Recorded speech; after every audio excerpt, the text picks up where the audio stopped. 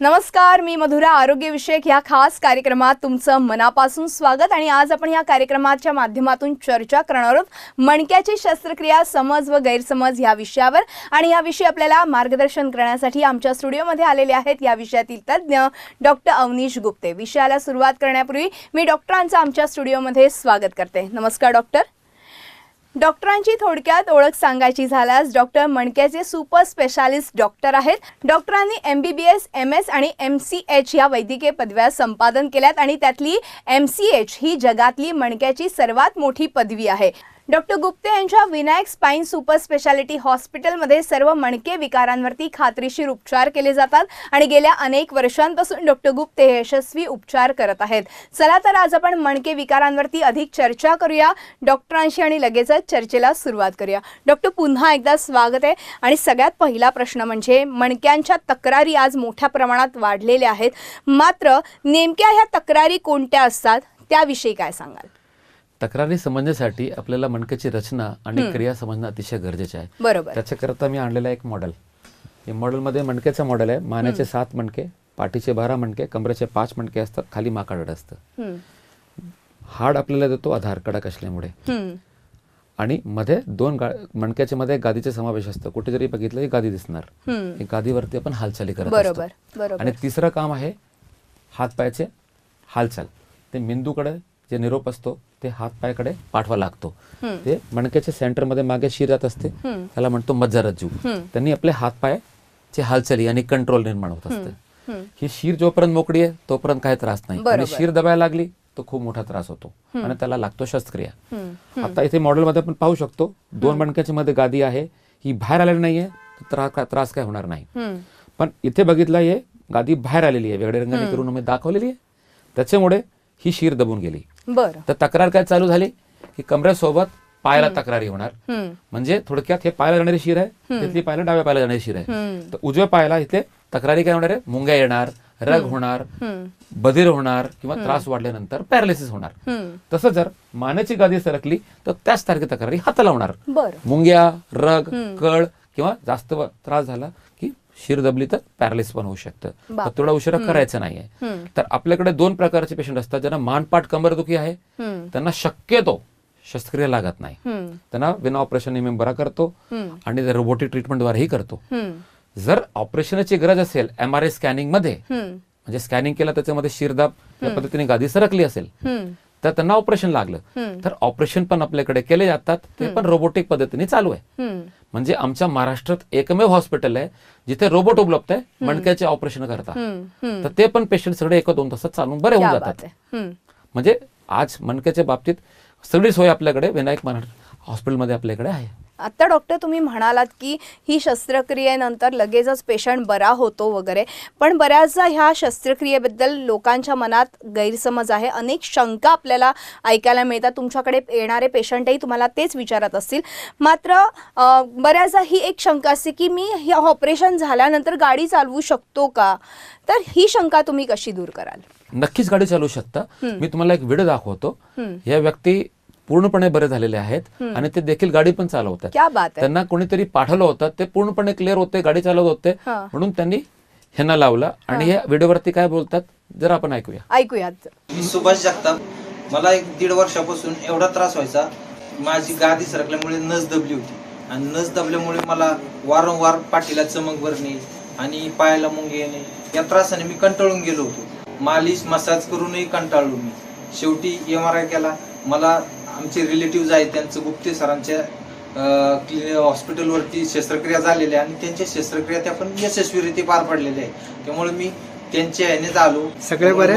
हो. आणि काय काय कामं करतात ते? सगळे शेतामध्ये कामं करतायत. 17 तारखेला येऊन मी ऍडमिट झालो. 19 तारखेला गप्पा मारता मारता सरांनी माझी शस्त्रक्रिया केली आणि लगेच आल्यानंतर 2 तासात तर मला चालायला लावलं. आणि मी आजही ऑपरेशन केल्यानंतर 3-4 दिवशी बाईकही चालू शकतो. आतापर्यंत मणक्याच्या शस्त्रक्रियेनंतर तुम्ही किती किलोमीटर पर्यंत चालला असाल अंदाजे? कमी कमी 4-5 किलोमीटर चाललो. आरामात चाललो. हो. ऑपरेशनच्या अगोदर तुम्हाला चालता येत होतं एवढं? नाही, एक पाय माझा बंद, टोटलच बंद झाला. तुम्ही अक्षरशः लंगडत आले होते आपल्या हॉस्पिटलमध्ये. आणि आता मी बघतोय की तुम्ही पूर्णपणे मोकळे आहात. हो, व्यवस्थित आहे मी. नाही. तुम्हाला चालू कसलाही त्रास होत नाहीये. अजिबात नाही. आता आपल्याला तुम्ही मला जरा चालून सुद्धा दाखवा. आता तर तुम्ही एकदम मोकळे चालत आहात. हो, आता कसलाही त्रास नाही तुम्हाला. त्रासच नाही. आता मी ऑल क्लिअर झाल्यासारखं वाटतं. उलट मला त्रास वाटते, डॉक्टर सांगतात रेस्ट घ्या, पण रेस्ट घ्यायची पण काही गरज नाही असं वाटतंय मला तर. तुम्ही गाडी सुद्धा चालवली, पायऱ्या सुद्धा वर खाली केल्या, हो. काही त्रास जाणवला नाही, तुम्हाला? काहीच नाही त्रास जाणवला. डॉक्टर अवनीश गुप्ते सरांनी मणक्याच्या ऑपरेशनाच्या अगोदर तुम्हाला ऑपरेशनाची 100% गॅरंटी दिली हो, होती. गॅरंटी दिली होती. त्याप्रमाणे रिझल्ट आले. अगदी बरोबर. तुमचा आनंद तर तुमच्या चेहऱ्यावरती दिसूनच अगदी येत आहे. जसं तुम्ही ऑपरेशनाच्या अगोदर पूर्णपणे भयंकर वेदनांमध्ये होते. एक ते 1.5 महिन्यापासून तोंडावरचं हसूच गेलं होतं, पण मी आता खरंच खूप आनंदी आहे. पूर्ण मोकळे झालात हो. आता. धन्यवाद.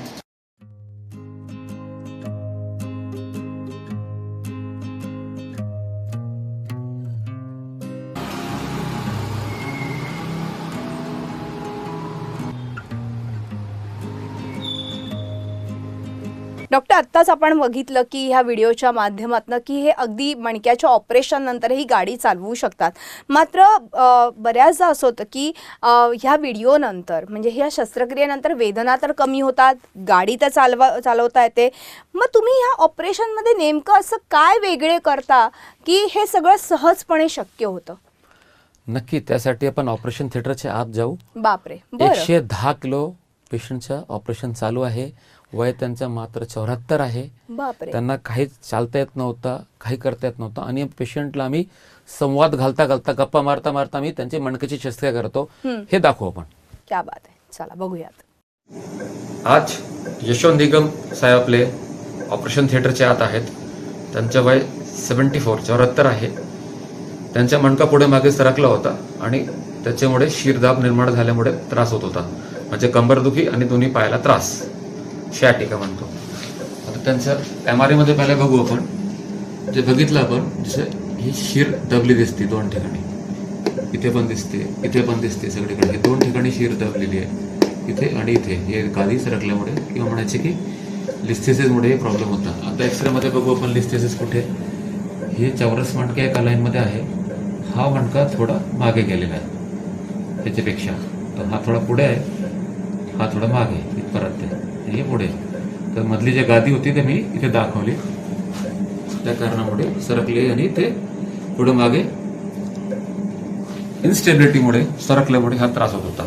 ऑपरेशन आता संपलाय. त्यांच्याशी आपण संवाद करू आपण. ऑपरेशन मध्ये ह्या पद्धतीचे आपण स्क्रू टाकलेले आहेत, कारण मणके जागेवर बसवलेले आहेत, त्यांनी परत भविष्यात कधी त्रास होऊ नये. आणि त्यांचं वजन नेमकी खूप जास्त आहे, 110 किलो आहे. ऑपरेशन 100% यशस्वी झालंय. यशवंत साहेब नमस्कार. ऑपरेशन सक्सेस झालंय. Okay sir. Okay okay. हा, ऑपरेशन 1 नंबर झालेलं आहे. संध्याकाळी तुम्ही 1 नंबर घरी चालणार. Okay sir. ठीक आहे. ओके, नमस्कार. आभारी आहे. थँक्यू.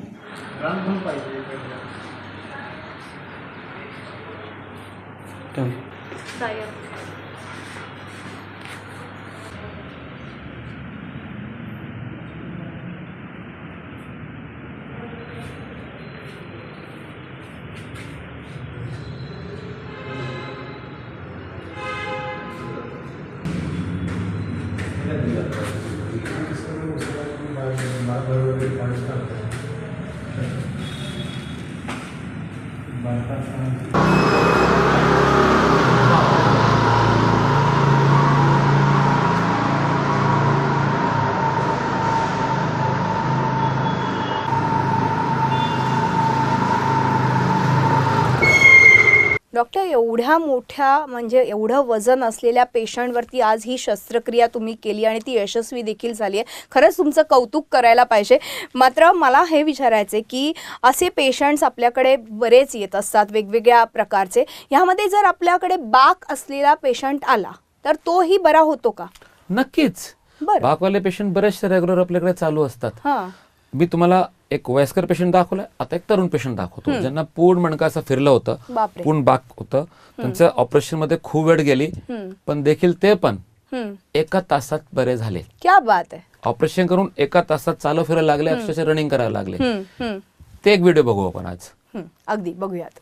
माझं नाव योगेश हळणूर, मी श्रीरामपूरहून आलोय. श्रीरामपूर. वय किती? 28. 28 वय. बोला, तुम्हाला त्रास काय होतो? माझ्या मनक्याला बाग पडलेला होता, पूर्ण सी आकार तयार झाला. बरं आणि दुखत होतं. हा दुखत ठणक लागतं आणि कळ लागते तुमचं आणि ऑपरेशन चालणं तिरका होतं माझं. चालना तिरका होतं. तिरका एकदम तिरका चालत. बाकामुळे तुम्ही तिरका हा, चालायचे, तिरका. एक पाय वर राहायचे, खाली हा, राहायचे. एक पाय अपरा पडायचा असा. हे पहिले आधीचा आकार दाखवायचे कसा होता की मणका असा पूर्ण त्यांचा बाकलेला होता. अजिबात मणका त्यांचा सरळ नव्हता. दिसते सर्वांना. आणि ऑपरेशन मध्ये एवढ्या क्लिपच्या सहाय्याने 90 ते 95% हा सरळ झालेला आहे. ऑपरेशन करून त्यांच्या मणक्यामध्ये हे बघायला गेले जवळपास एक वरपासून खालपर्यंत भरपूर क्लिप्स साहित्य स्क्रू पडलेले आहेत. सगळा मणका स्क्रू रॉडच्या सहाय्याने सरळ करण्यात आलेला आहे. ऑपरेशन नंतर तुम्ही किती लवकर चालू शकले भाऊ? 1 तासात चालायला लागलो. 11 तासाचं ऑपरेशन करून 1 तासात चालायला लागले. ऑपरेशन नंतर तुम्हाला काय फरक जाणवला? ऑपरेशन नंतर मी लगेच सरळ चालायला लागलो. ऑपरेशन चे आधी तुमचा एक खांदा वर एक खांदा खाली असायचं, हो ते बरं झालं वाटतंय? क्लिअर समान झाले दोन्ही खांदे एकदम.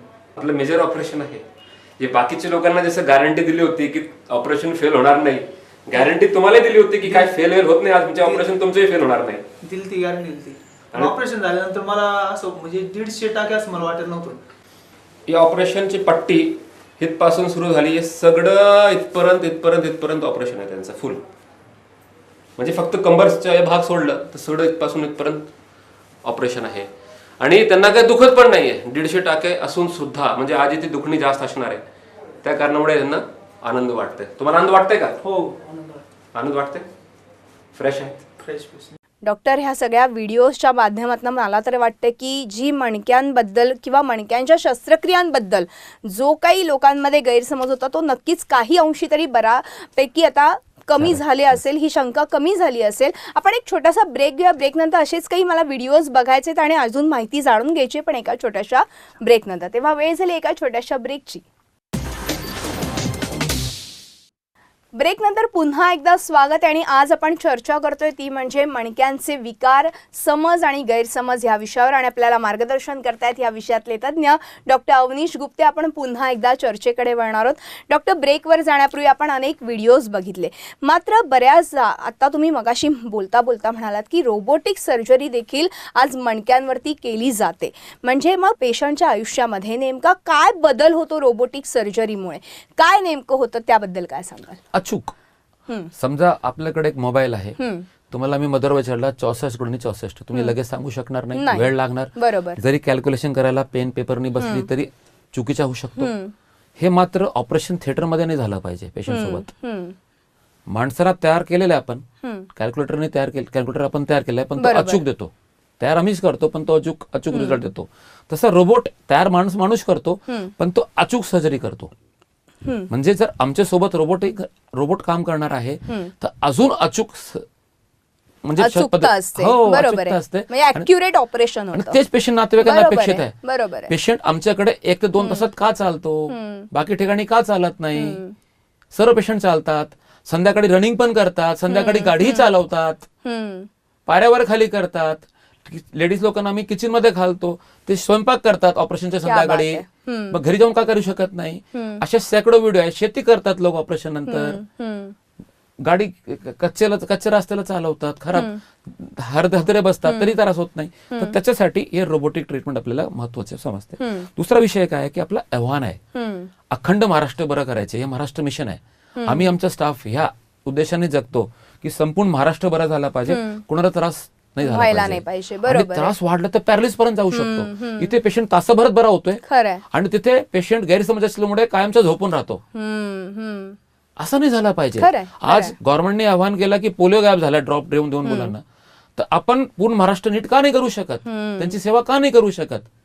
एक पेशंट झोपला म्हणजे कुटुंब झोपला, हा विचाराने आम्ही काम करतो की पेशंटला त्रास नाही झाला पाहिजे, आपल्यामुळे पॅरालिसिस झाली नाही पाहिजे, आणि सर्वात महत्त्वाचं त्यांनी सर्व काम केलं पाहिजे. आम्ही पेशंटला विचारतो तुम्ही काय काम करतात, म्हणजे मी शेती करतो, एक म्हणतो मी गाडी चालवतो, एक म्हणतो मी मार्केटिंगचं काम करतो, एक म्हणतो मी बसून काम आहे. तर त्या पद्धतीने आम्ही ऑपरेशनचं स्वरूप बदलतो. क्या बात आहे. की पुढची जबाबदारी काय?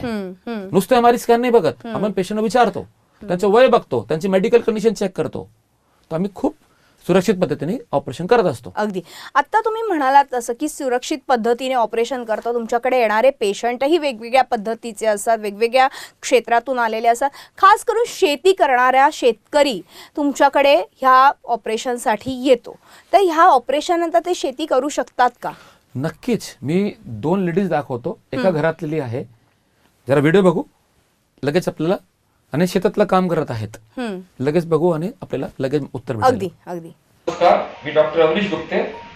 आज आपली विनायक हॉस्पिटलची टीम शेतात चालली आहे 2 पेशंटना भेटायला. एका घरातले पेशंट आहेत. एकाच ऑपरेशन आम्ही 7 ते 8 वर्षापूर्वी केलं होतं आणि दुसऱ्याचे ऑपरेशन आम्ही 3 ते 4 वर्षापूर्वी केलं होतं. त्यांची प्रगती काय आहे, त्यांचे एवढे वर्ष कसे काय गेले, आपण त्यांनाच विचारूया. आपण पाहू शकतो विनायक हॉस्पिटलमध्ये, आपले मणक्याच्या हॉस्पिटलमध्ये नंदा तामाणे आणि दुसरा इंदुबाई तामाणे, ह्यांचं वय 45 आणि ह्यांचं वय 66 तेव्हा होता. म्हणजे ह्यांच्या 2014 साली आले होते आमच्याकडे 7 ते 8 वर्षापूर्वी. 4-5 मणक्यामध्ये त्रास होता आणि ह्या तारखेला ह्या पद्धतीने ऑपरेशन केलं होतं. हे त्यांचं डिस्चार्ज कार्ड आहे.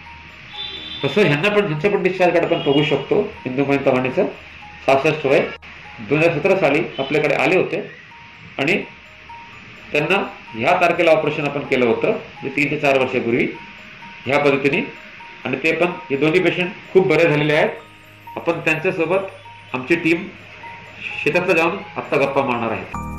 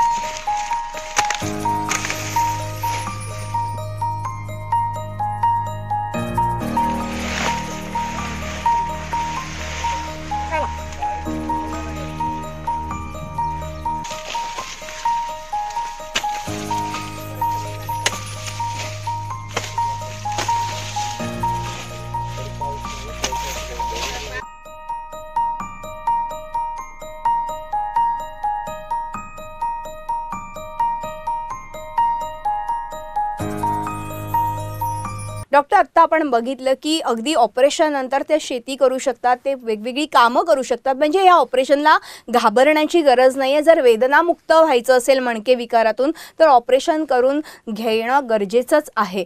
अर्थातच अनेकांना लागतं हे ऑपरेशन, अनेकांच्या ह्याच्या बाबतीमध्ये लागत नाही सुद्धा, ते तर आपण बोलणारच आहोत. पण एकूणच प्रेक्षकांना तुम्ही ह्या सगळ्याच्या निमित्ताने काय संदेश द्याल? माझं म्हणणं आहे, ऑपरेशनची गरज आहे, तो मनात गैरसमज करून घरी थांबू नये. स्कॅनिंग MRI ची गरज आहे. MRI स्कॅन करावं लागते. MRI स्कॅन, एक्सरे झाला, लगेच निदान माहीत झालं काय काय कशामुळे. आणि ऑपरेशनची गरज असेल तो पेशंट लगेच 1 तासात बरा होऊ शकतो. मग घाबरायचे कशाला? जर असं वाटतंय की अजून थोडा गैरसमज आहे, तर आमचे 1000पेक्षा जास्त युट्यूबवर व्हिडिओ आहे. टोटल सोशल मीडियावरती 3000 मराठी व्हिडिओ आहे. ते जाऊन चेक करा आणि आपलं ज्ञान वाढवा. आणि गरज असेल ऑपरेशनची तर नक्की आम्ही त्यांना बरा करू. आमच्याकडे येणारे सर्व पेशंट मणक्याचे असतात. येणारे व्यक्ती, ऍडमिट होणारे व्यक्ती, शस्त्रक्रिया करणारे व्यक्ती 100% मणक्याचे असतात. तर तुम्ही कोणत्याही बेडवरती गेलं तर विचारू शकता, तुम्ही साहेब बरे आहेत की नाही, काकू तुम्ही बरे आहेत की नाही. आणि जर त्यांनी सांगितलं बरं झालेलं आहे तर तरीच ऑपरेशन करा ना.